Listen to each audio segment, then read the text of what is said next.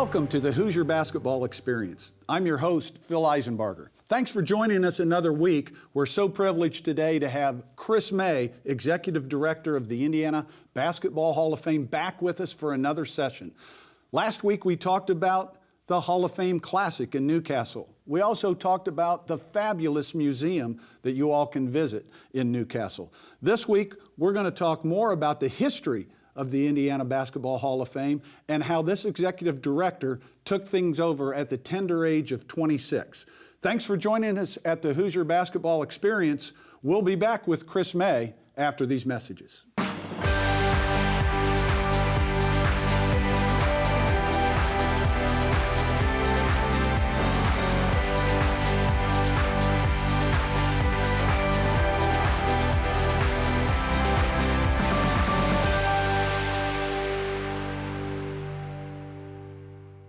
The Hoosier Basketball Trivia Question, sponsored by Christy, Farrell, Lee, and Bell. Serious injury isn't what we do, it's all we do. Today's question, what Indiana player is the only one to average a triple-double for the entire season in the NBA? The answer after the break. Now our trivia question answered, sponsored by Christy, Farrell, Lee, and Bell. Serious injury isn't what we do, it's all we do. Today's question, what Indiana player is the only one to average a triple-double for the entire season in the NBA? The answer, Oscar Robertson.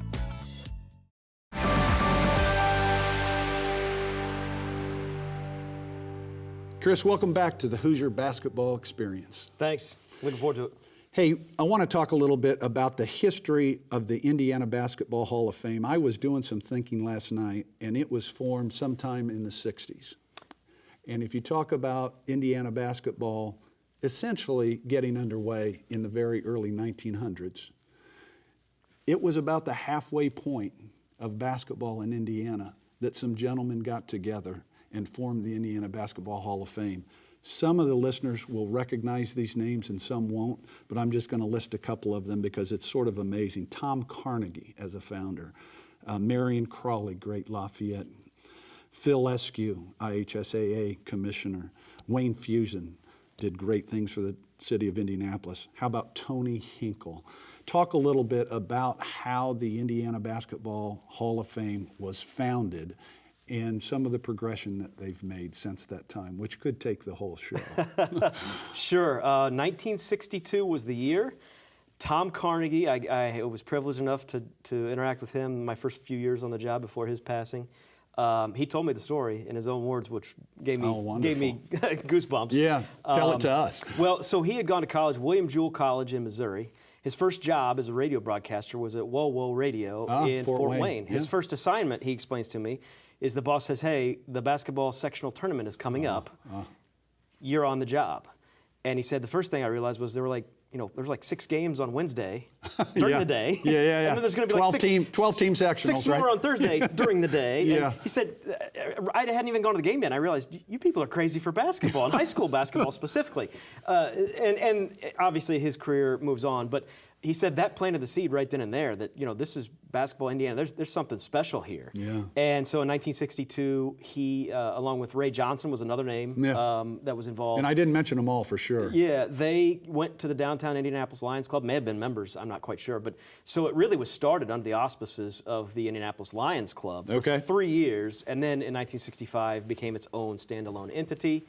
For a number of years, they had a facility, just basically an office space in downtown Indianapolis. And then the facility we're in Newcastle, ground was broken, I believe, in 1988. And our grand opening occurred in the summer of 1990. So we've been there for 31 years. And I remember there was a contest among cities who wanted to host the Hall of Fame. If I remember, Crawfordsville was probably one since basketball started there that probably wanted it. And there were probably others. Do you remember the process or the history of that particular I was in elementary school at the time, but I've learned the history, Phil. Let me embarrass myself. There were 13 different towns and cities across Indiana who wanted to become the new home of the Indiana Basketball Hall of Fame.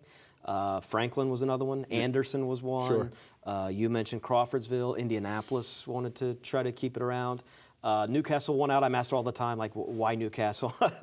Long story short, it was a total community effort driven by a couple of really strong personalities and dynamic leaders. Danny Danielson is one name that definitely needs mentioning, who basically said, we're going to build something from scratch for you. So many of those other towns said, hey, we've got an empty bank building, or hey, you can have this space and make it your own. This was literally starting from scratch, along with some local tax dollars to help build structure and a statewide fundraising campaign to pay the ongoing operating expenses of the building. And it doesn't hurt that it's next door to the world's largest high school field house in an era, especially when, you know, Steve Alford and the Trojan teams were selling out every game. Absolutely. Yeah. So let's talk about Chris May a little bit. So at age 26 in 2009, you take on the job as the executive director of the Indiana Basketball Hall of Fame. I just got to tell you that, you know, as a lawyer, when I was 39, I was selected as the youngest president of the Indianapolis Bar Association, and I had no idea what I was doing. I was scared to death. I'm sure that I screwed it up. How on earth did you take on that responsibility at 26? Takes a lot of people to guide you and coach you and tell you what to do and what not to do. First of all, I didn't think I would get the job. The previous director, Roger Dickinson, was retiring. A mutual acquaintance told me, hey, Matt, you're suited for this. You love basketball. You live and die basketball. You know, give it a shot. And prior to that time, you'd been at Emmis. Yeah, I went to school for broadcasting and had been working 1070 The Fan had launched, and I had been around in some other high school sports coverage and things like that at the time. So I said, hey, you know, I'm 26. I'll throw my resume their way, and they'll see my age, and we'll keep on doing what we're doing. And it ended up working out that they hired me. I felt really fortunate. People ask if it's my dream job, and I tell people I never dreamed it could be my job. Right. You know, it's one of those that's Sure. you know, it just happens. And but a lot of great help. We have great board of directors, a lot of great leaders, and then in our office, I tell people, I got hired as a basketball guy. I had zero museum experience. Sure. You got to learn that pretty quickly, or have people already in place that know that stuff. And you have. And that's the key. Is we had an assistant director, Sharon Roberts, who is now since retired, but she spent 26 years with the Hall of Fame, literally from when that structure was being built in Newcastle. And without her, I wouldn't have survived the first year, let alone be here 12 and a half years later. There are a lot of people that I owe a lot of credit and thanks to, but that's the version I tell. So my love for basketball, I think, started in the Muncie Fieldhouse. And you've heard part of this story before, but I would watch my brothers playing for the Muncie Central Bearcats, and they would come out in their wool warm-ups and their satin name tags on the back of their uniforms, and I dreamed about being able to do that on the driveway. And I think that's where my basketball love comes from. Where does your love for sports and basketball specifically come from? I grew up in Indiana. That's the answer. I mean, you're immersed in it. You can't avoid it. It's on TV. It's on the radio. It's the newspaper coverage. It's where everybody's going on the weekends at the high school game, and everybody's, how's IU do? How'd Purdue do?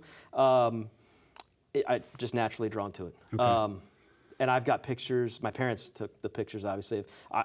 As an infant, I am laying in front of the old big TVs. You know, and clear as day, you can see it's a Boston Celtics game, and Larry Bird, you can see 33 and Burr on the back of his jersey, and I'm staring at it. Wow. And it's just like, that's symbolic, you know. That's it right there.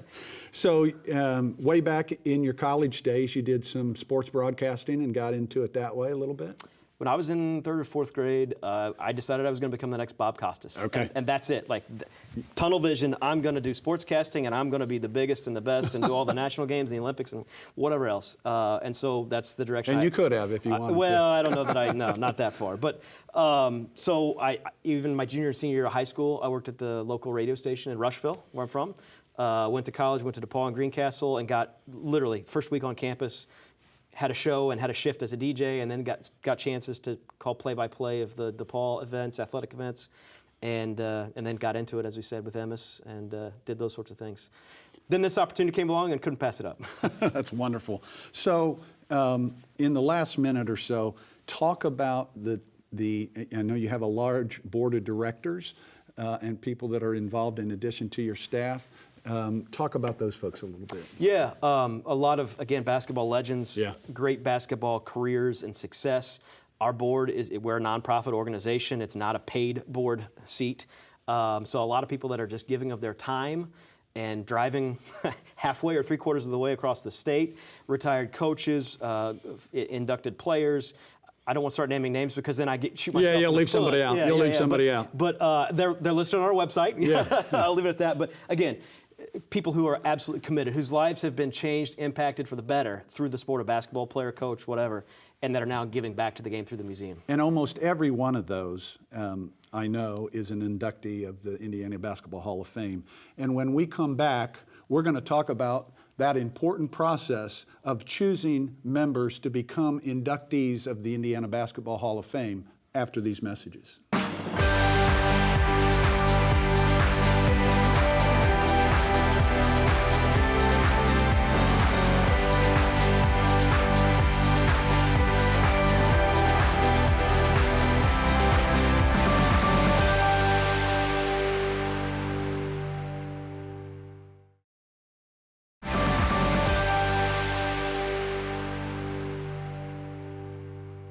Welcome back to the Hoosier Basketball Experience. Chris, we're now going to talk about that part that the public probably thinks of when they think of the Indiana Basketball Hall of Fame, and that's the inductees.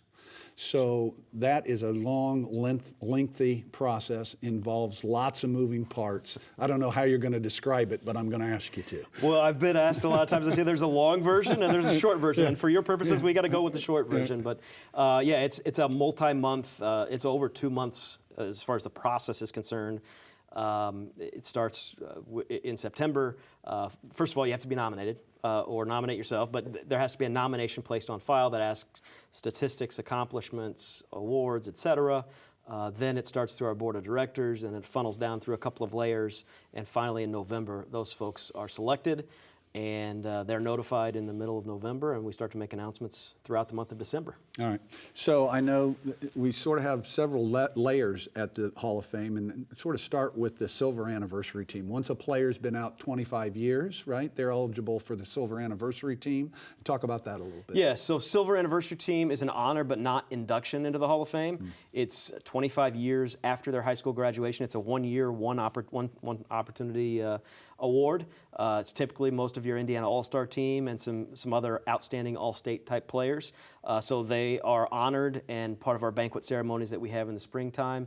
And again, that's your All-Star team and guys that went on, and some of whom are going to become inductees. But for those guys, it's really cool when we have the banquet. It's like a 25-year reunion. Because whether they were All-Stars together or they played AAU or summertime ball together, some of them haven't seen each other in 25 years. And so that dynamic's pretty cool. And approximately how many players make the Silver Anniversary Team each year? Usually 18 per year. 18 females and 18 males. All right. And then on the induction side, you have to, again, have been out of basketball as a player for 25 years. 26. Right? 26. Yep. So the year after, you're eligible for the Silver Anniversary Team. And it's different for coaches? Yes. So coaches either have to have had, if they're an active coach, 25 years as a head coach, or have to have been retired for 10 years if they didn't have a 25-year head coaching career. Okay. And how many inductees generally, full inductees every year? Typically, it's 12. Yeah. There's an asterisk here because we're actually in a period right now where on our men's side, we're actually inducting 17 this year, adding some deceased inductees. There are some inductees or some nominees with tremendous credentials and careers that deserve to be in, but under the normal circumstances probably wouldn't get in. And so we're in a kind of a catch-up phase, we'll call it right now. And then you have not exactly the same numbers, but similar numbers on the women's side as well. Right. Actually, almost exactly the same numbers now. We've now reached a point in time of having over 40 years of IHSA girls basketball, so you've got a depth of players and coaches eligible for induction as well. So I know every year there is a public meeting for folks to come to Newcastle. This year, actually, some folks came by Zoom to talk about the nominees and why they think people are deserving. Talk about that process. It's unique. It's called our public meeting, as you said. And honestly, as I came into this position, I thought, you know, why do we let people come in and politic or campaign for their favorites?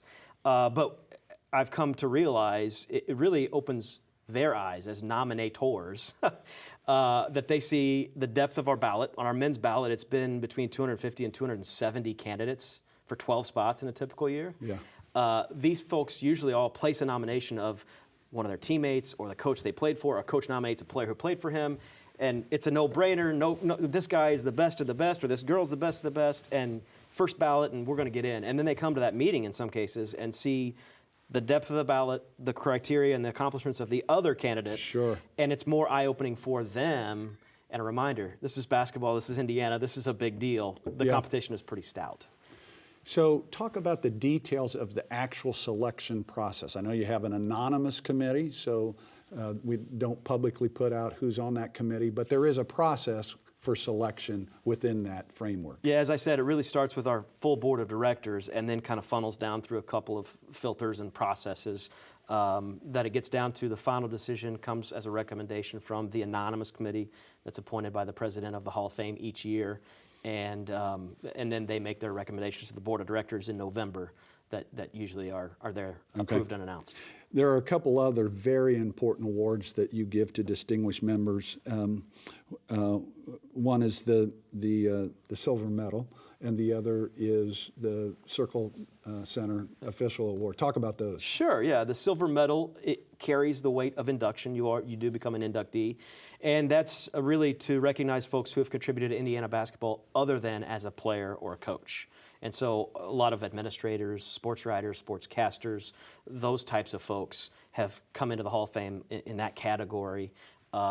Even Bob Knight, Gene Cady as college coaches, but who had such great impact on the high school coaches and the high school game. And then officials are also, I don't know if we can say they're overlooked, but they're booed a lot, right? But officials are part of Deserving. the game. And they're quick to tell you that you can't have a game without a referee. Yeah, sure.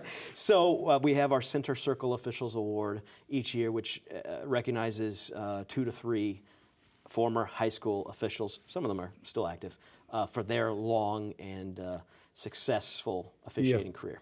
So talk a little bit about the banquet where the induction actually happens. I know you've got to keep those people limited on their speeches, but tell folks what you've been able to witness in terms of what it's meant to their family, friends, coaches, and teammates that attend that banquet. Yeah, it's a really special dynamic. You've been in attendance, you've taken part in these.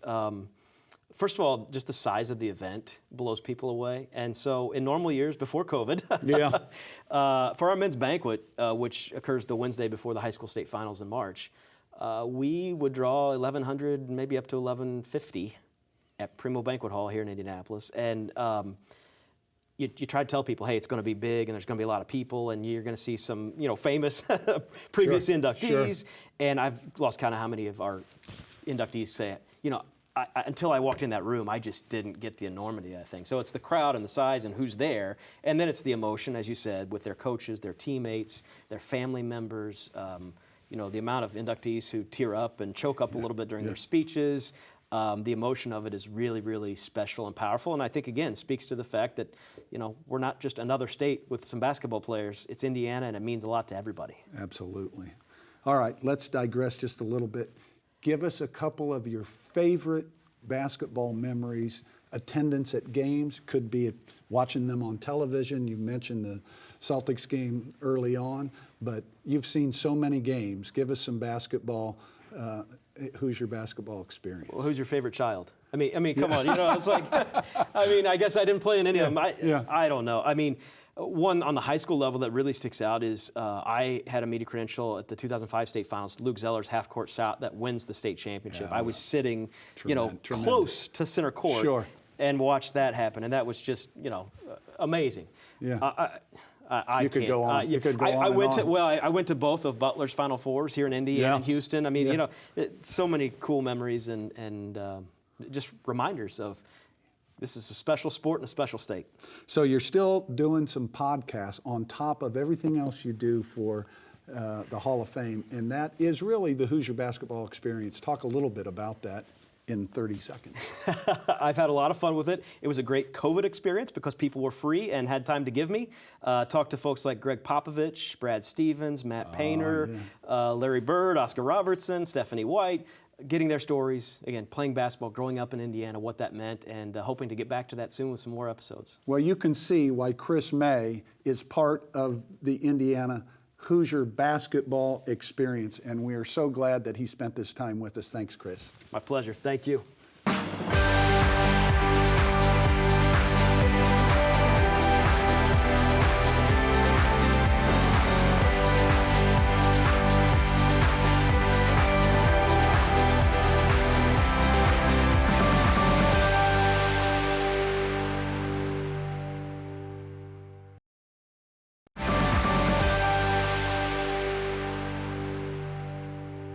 Chris, as we close today, I want to give you a chance to again tell the folks about the Indiana Basketball Hall of Fame Classic in Newcastle at the end of December. Yeah, we've got our high school basketball tournament coming up December 29th, December 30th, girls and boys tournaments, outstanding teams, highly ranked, again, players that you're going to see on ESPN and in the pros here within a few years. We're really excited about the lineups. It's a great opportunity to not only come over to see some great high school games, but the museum as well.